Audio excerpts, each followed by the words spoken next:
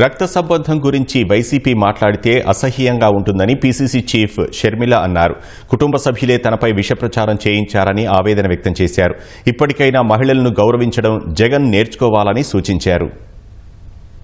ఒక బయట వ్యక్తి నా మీద విష ప్రచారం చేసినందుకు నేను అంత బాధపడితే మరి మీరు వైసీపీ వారు, నా సొంత వారు, నా కుటుంబం, నా రక్త సంబంధం, మీరు అదే విష ప్రచారం చేస్తే ఇంకా నేను ఎంత బాధపడి ఉంటాను.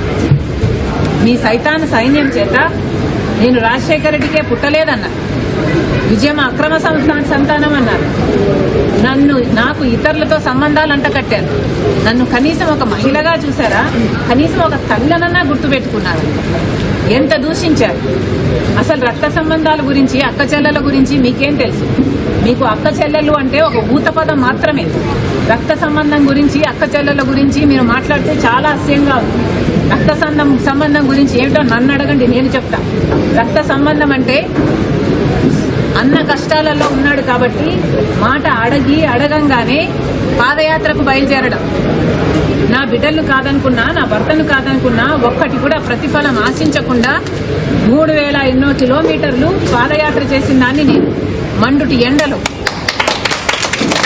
ఈ రక్త సంబంధానికి ఇచ్చిన విలువ నేను.